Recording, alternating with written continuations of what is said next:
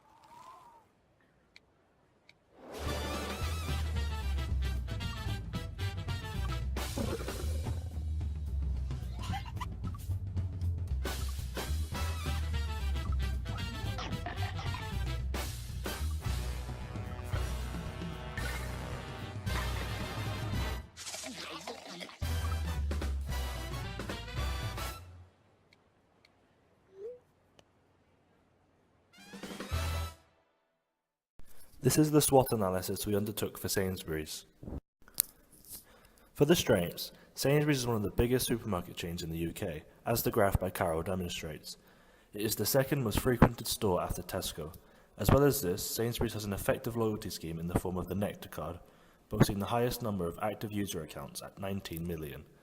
This is further amplified by the graph shown, which shows that general supermarket consumers believe that many stores' loyalty schemes need improving. Another strength is the fact that they have a higher ad spend, as displayed by the graph. This enables Sainsbury's to implement more persistent marketing. As for weaknesses, Sainsbury's is more costly than some of the other brands in the market. As well as this, they have made minimal efforts to expand into international markets. In addition, Sainsbury's adverts appear to be viewed a lot less than many of their rivals, particularly Tesco's, who, as shown by the graph before, spend substantially less on their ad spend. As shown now, Tesco was able to overtake Sainsbury's in views with almost a month less time. Many of the opportunities for Sainsbury's stem from expansion. For example, they could expand their marketing of products outside of the food sector, with a bigger focus on sectors such as home and living, similar to how competitors such as Tesco do. They can also expand into more international territory. As well as this, further mergers such as their partnership with Argos could also improve their success. Finally, there are some threats to Sainsbury's. The biggest threat is the fact that the supermarket sector has seen a sales decline of 4.6%. which in turn will impact Sainsbury's growth. This also suggests that many consumers have less disposable income, which could lead to them opting for cheaper competitors. We have also undertaken a SWOT analysis of the competitors in the market. Tesco has the biggest market share in the supermarket sector. However, in turn, a weakness of this is that being the biggest brand means the biggest controversy, which Sainsbury's can use to their advantage. As previously mentioned, a threat of Tesco is that they have a bigger market share, and despite less ad spend, their adverts achieve more views than Sainsbury's. Waitrose has a more luxurious brand image, which can be seen as an issue for Sainsbury's because Sainsbury's can be included in the bracket of stores that are more costly, but without the luxurious brand identity. An opportunity for Sainsbury's is that they could adapt their taste the difference food sector to a more luxurious image. Lidl is a cheaper brand with an international reach, which is a threat to Sainsbury's. However, many consumers may interpret their brand positioning as bottom of the barrel and therefore prefer more upmarket brands, despite recent efforts to appear more upmarket through tactics such as celebrity endorsements. Morrison's has a reputable brand image, however they lack in areas such as convenience stores and loyalty schemes, as well as a less impactful advertising strategy. According to research, they spend a little over 1/5 of what Sainsbury's do on ad spend. From the ad agency Abbott Mead Vickers, BBDO, Sainsbury's made Weedon and Kennedy their go-to advertisement agency after 40 years. And with that, they introduced the first of many black and white advertisements with food dancing at the start. A series of poster banners with black and white customers enjoying themselves with only the food that surrounds them in colour. The ads that followed suit stuck to their same style, but each being uniquely different, forming a style and an advertisement identity for Sainsbury's. This advertisement showcases the importance of food and the positive impact it can have on people. The What's for Dinner campaign focuses around the commute home with the common question of what's for dinner. This big idea allowed the agency to create a fun, heartwarming ad. Weedon and Kennedy say the light at the end of the tunnel is dinner on the table. From this we have derived that their creative proposition summary is tired and hungry commuters cheered up by texts from loved ones, about meal planning. The use of black and white imagery provides focus on the animations. This concentrates the attention to the Sainsbury's product as the colour pop draws the eyes of the customer. This also means the emojis and messages stand out more clearly as they are essential parts of the story. The black and white style is typical for the new creative choice that the agency have decided to take. This makes the style more distinctive and recognisable to Sainsbury's, especially as it uses Sainsbury's iconic orange colouring. The lack of dialogue, replaced with the use of digital GIFs and messages, keeps the advert exciting and is reflective of the digital age. The use of emoji ensures that the emotion is highlighted very clearly. It adds a cartoonish style to the campaign, which according to John R. Rossiter, are highly recalled and recognised. The style of the video is fast-paced, jolly, fits with the music and humorous. The use of animation makes it more exciting. The tone of the video is particularly informal. This is mainly due to the use of humour.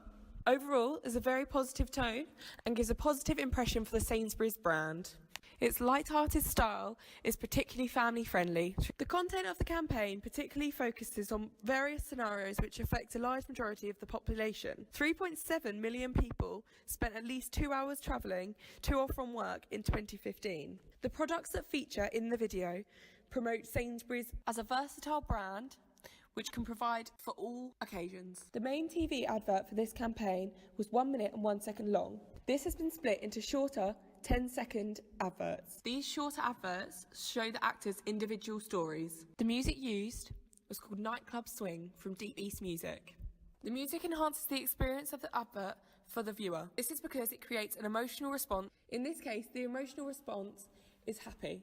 The music starts calm and booms into a fast-paced jazz instrumental. The theme of the advert creates an exciting atmosphere that entices audience attention through sound as well as the visual. The actors used in the advert are of a broad spectrum of ages and races. This helps to target a multicultural society. Previous campaigns include a less broad variety of races. This indicates that Sainsbury's are keeping up with the changing times. The gifts that Sainsbury's created for this campaign were named dinner gifts. These are a set of animations used in any messenger app. They were released as an iOS sticker pack and on Giphy and Tenor. According to Mintel reports, using gifts is much more likely to appeal to the 16 to 24 age group. The gifts have been integrated into all aspects of the Sainsbury's What's for Dinner campaign. The gifts feature many of the food products sold in Sainsbury's stores and can be used in many different scenarios. Gifts are a popular trend of 2017, also allows for them to reach further audiences who may not interact with Sainsbury's in the traditional manner. When looking at the outdoor advertising, such as the billboards, Sainsbury's have used images of their food to promote their store. They have also used the title of the campaign, What's for Dinner, following it with Is Living Well. What's for Dinner is Living Well represents Sainsbury's values as a company. Sainsbury's have again used the messenger style text on their billboard. Using these again makes an integrated campaign. The text is large on a white background, making it stand out to passers-by. The title is simple, making it easy for passers-by to understand and associating this with the Sainsbury's brand. The use of white space makes this easy for passers-by to understand. Simbalo et al. In 1978 tested association between colours and emotion and designated yellow, orange and blue as happy colours. Orange is the recognised colour of Sainsbury's and has been for many years. Sainsbury's also uses digital out-of-home advertising. This was placed in commuting areas between 5 and 7 p.m. It uses text-style conversations, the same as the other adverts have. However, this one has responses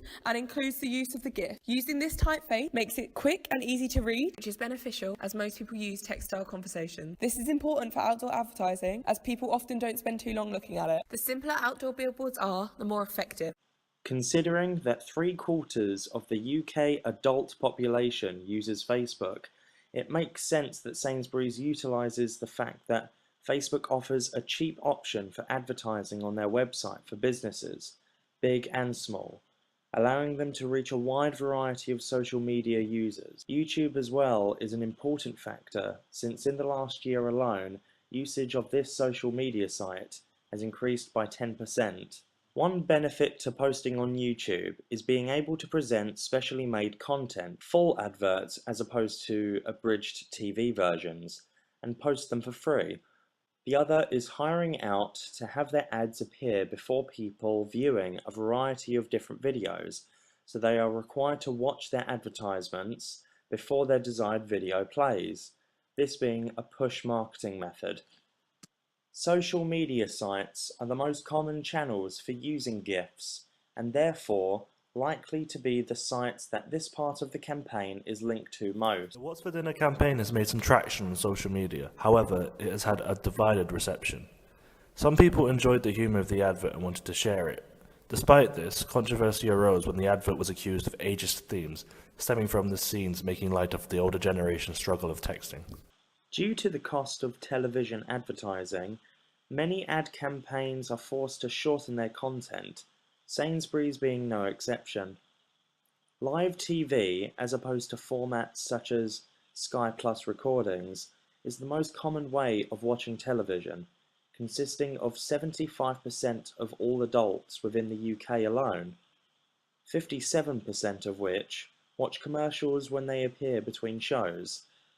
An estimate of 40 commercials are viewed by frequent TV viewing adults on a daily basis. 16 to 24-year-olds are more likely to use subscription streaming services, with 68% of the age group using a subscription streaming service to watch on-demand TV. Among 16 to 24-year-olds, 43% use their smartphone when watching video on demand.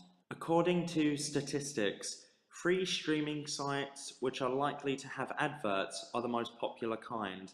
Therefore, it is likely to gain more coverage. When it comes to out-of-home advertising, people like, notice, and most importantly respond to them. 41% of people are more likely to learn about the brand that is being advertised. 70% of people say out-of-home advertising is much more likely to influence purchase decisions, and 58% search online as a direct result of the advertisement they've seen. The more out-of-home advertising frequency and scale is added, the more internet searches and purchases result, with 58% buying a product after seeing an out-of-home advert after roughly 5 exposures, whereas 82% search the web as a direct result of seeing one after roughly 5 exposures as well. They also included digital out-of-home advertising, which was planned and booked by PhD UK and Talon, and produced by Grand Visual. The digital out-of-home advertising ran from 27th of September through the 10th of November. As judging by their slogan, Live Well for Less, Sainsbury's targets consumers with a more modest price range, although they are still more expensive than some of their other competitors. Sainsbury's targets consumers within the socio-economic classes of B, C1 and C2. Those in the B class are middle class in managerial, administrative and professional positions, earning an average wage of £35,000 to £50,000 per year. Those in the C1 bracket are lower middle class with supervisor, clerical or junior managerial roles. The C2 category are skilled working class. These are skilled manual workers, e.g. mechanics. Both of these brackets earn between £15,000 and £25,000 per year. As previously mentioned, Sainsbury's now aims to target a broad spectrum of races, likely to keep up with the increasing diversity of the UK. However, this hasn't always been the case. Research into previous campaigns show a drastic change in diversity, as shown by the current advert playing from 2010. We have decided to use the cognitive process model by Ousted and Grohl to analyze this advert. The first stage of the model is message/stimulus. The advert takes a relatable approach, utilizing text messaging and emoji conversations of people discussing dinner whilst commuting, therefore targeting several demographics of a variety of ages and races. The implied message is that Sainsbury's has a variety of meal options for a variety of different moods and occasions. The next stage is product/message thought.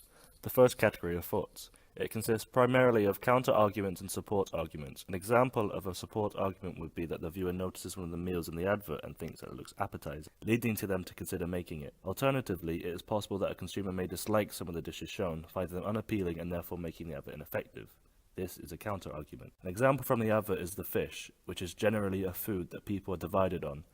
The advert is also focused on healthy eating, which can also attract a larger demographic. The next step of this model is the source-oriented thought. Another consumer thought process. This one is greatly impacted by the consumer's opinion towards the brand, and said opinion will impact the reception of the message in the advert. For example, if a consumer has had a bad experience with the food that they've purchased at Sainsbury's, or have any other reason for disliking the brand, then they are less likely to believe or listen to the message of the ad. Alternatively, the ad will more likely be well received if the consumer is already a frequent shopper. The next step of this theory is the advert execution thought. These are the thoughts of the creativity and delivery of the advert. The advert is likely to be seen as relatable by many consumers as it involves people discussing dinner over text, showing the text and emojis on the screen with no audio narrative. It interworks various aspects such as autocorrect, changing words, and an older man texting at a very slow pace. Both aspects of texting that many will find relatable, making the advert humorous. This is a common tool in advertising. According to a study by Elpers, viewers typically respond significantly better to humorous ads. This is accentuated by the display being black and white besides the text and emojis. However, there is also possible downsides to this creative. The biggest issue is that many people may not want to spend time reading the text on the advert. Many people don't place their full attention towards advertising. A study by Kent showed that many people stop paying attention to the television moments before the adverts begin. This may impact the reach of this advert. The next stage of the model is the attitude toward the brand and product.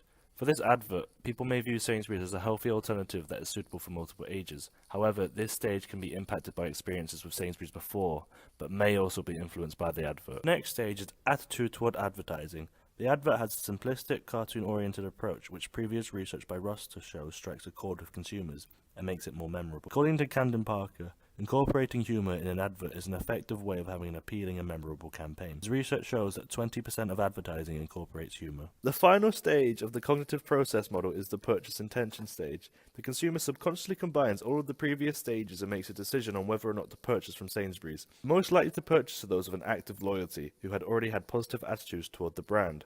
However, if the advertising is effective, it may persuade more consumers to shop at Sainsbury's. According to a report by Sainsbury's, their sales have increased during fourth quarter after the release of this advert. Distribution channels to see the biggest growth in sales were online at an increase of 7.2% and convenience stores with an increase of 8.2%.